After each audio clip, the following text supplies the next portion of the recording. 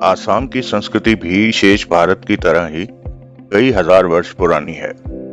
रामायण, महाभारत, पुराण और अन्य प्राचीन भारतीय ग्रंथों में असम का उल्लेख प्राग ज्योतिषपुर के रूप में मिलता है। कालांतर में असम को कामरूप के नाम से भी जाना गया। भागदत्त, वज्रदंत और वर्मन वंशों के राजाओं तथा उनके वंशजों ने यहाँ 3000 वर्षों तक शासन किया, जिनका उल्लेख निधानपुर और डूबी शिलालेखों में मिलता है। समुद्रगुप्त के इलाहाबाद शिलालेख में भी कामरूप का वर्णन मिलता है। भारतीय संस्कृति की यह निरंतरता देख किसे गर्व न होता होगा।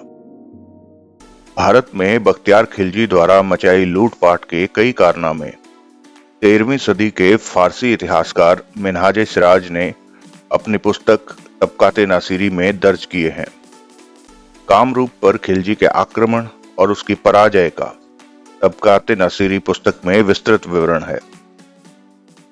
मोहम्मद गौरी वापस जाते समय गजनी से काशी तक भारत के अनेक स्थानों पर अपने गुलाम मुसलमानों को सत्ता सौंप गया।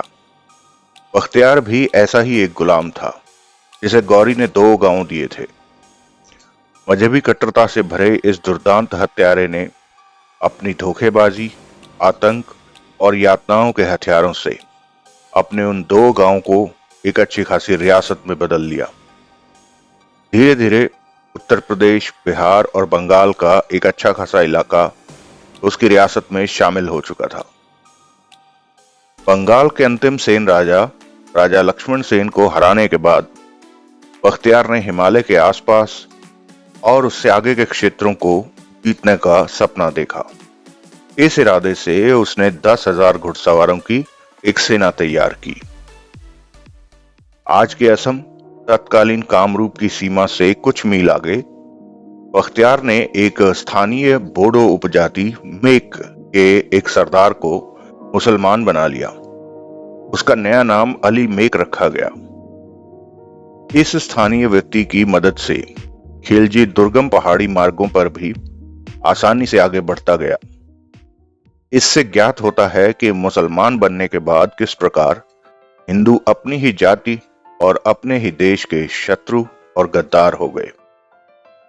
फिर अकबर, शाहजहां और औरंगजेब आदि विदेशी मुसलमानों ने भारत भूमि को लूटा तो आश्चर्य ही क्या है। हिंदू से मायावी मुसलमान लुटेरा बना अली मेक बख्तियार को बर्धमान नगर तक ले गया। ब्रह्मपुत्र नदी के किनारे बसा यह नगर कभी बंगमती नाम से भी विख्यात था। जब वे बरनाडी नदी पर बने विशाल पत्थर के पुल तक पहुंचे तो बख्तियार ने एक पक्के चोर की भांति पुल की सुरक्षा के लिए अपनी एक मजबूत सैन्य टुकड़ी वहां छोड़ दी, ताकि पीछे भागने का मार्ग साफ रहे, और बाकी सेना के साथ वह असम में घुस गया। एक रात उसने बनगांव और देवकोट के बीच अपना पड़ाव डाला। अचानक असम के शासक राजा पृथु की हिंदू सेना ने उस पर चढ़ाई कर दी। पहली बार एक हिंदू राजा ने इन दुष्टों को उनके ही खेल में, उनकी ही चाल खेलकर अपनी सूझबूझ का परिचय दिया। राजा पृथु की गिनती उन थोड़े हिंदू राजाओं में की जानी चाहिए जिन्होंने अपनी सुरक्षा के प्रति सतर्क रह और स्थितियों को पूरी तरह समझा। पवित्र उपाकाल में हिंदुओं ने आक्रमण किया था। दोपहर होते होते हिंदू सेना ने बड़ी संख्या में मुसलमानों को मार दिया और उससे भी अधिक को घायल कर दिया।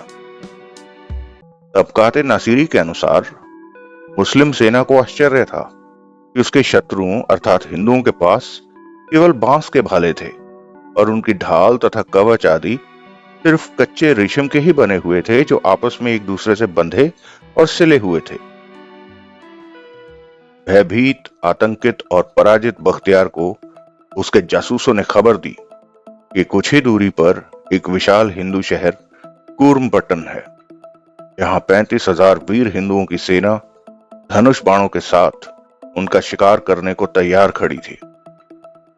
तुरंत बख्तियार खिलजी ने यह बहाना बना पीछे हटने को मजबूर हुआ कि उसके आदमी थके और हताश हैं, अनेक मारे गए हैं और काफी घायल हैं।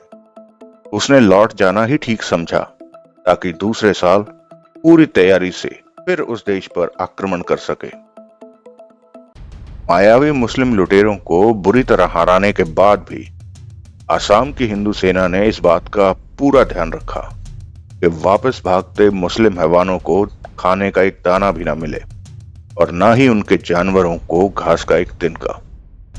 इसके चलते मजबूर होकर वे राक्षसी प्रवृत्ति के लोग अपने घोड़ों को ही मारकर खा गए। बख्तियार वापस भागता हुआ पुल तक आया और सन्न रह गया। यह देखकर उसे बहुत धक्का लगा कि हिंदू सेना ने उसकी टुकड़ी का सफाया कर दिया है और पुल को तोड़ उसके भागने का मार्ग एकदम बंद कर दिया है। भारत के वीरों की कतार में असम के राजा पृथु को रखना ही पड़ेगा, क्योंकि उन्होंने अपने देश और अपनी प्रजा की रक्षा की। उन्होंने जागरण, चेतना और दूरदर्शिता का परिचय दिया और क्योंकि उन्होंने अपने कर्तव्य का पालन किया। अपने निष्फल क्रोध में यह मायावी मुस्लिम पशु बख्तियार खिलजी जब तक उनके राज्य पर मंडराता रहा, उन्होंने चैन की एक सांस नहीं ली।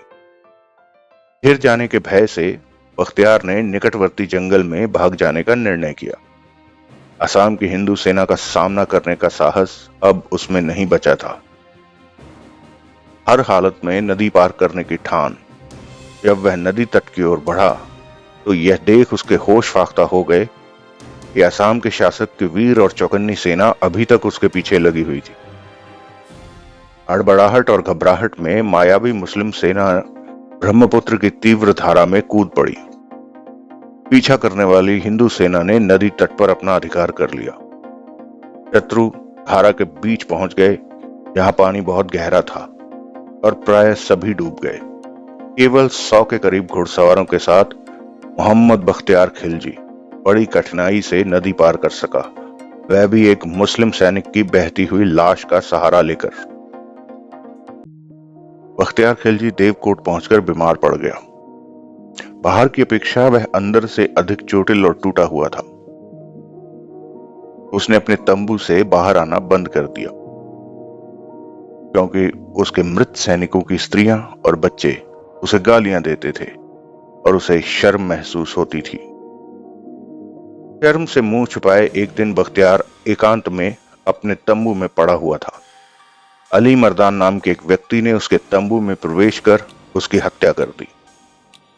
उसकी बख्तियार के प्रति घृणा का अनुमान इस बात से लगाया जा सकता है कि वह तब तक चाकू भोंकता रहा जब तक कि बख्तियार का शरीर ठंडा नहीं पड़ गया।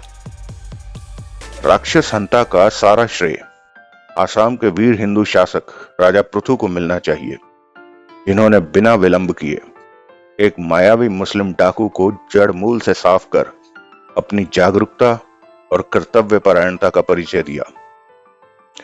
चंद्रवंशी कुल के प्राग ज्योतिषाधिपति विश्व सुंदरादेव, जिन्हें राजा पृथ्वीदेव के नाम से भी जाना जाता था, उन्होंने कामरूप में 1185 से 1228 तक शासन किया।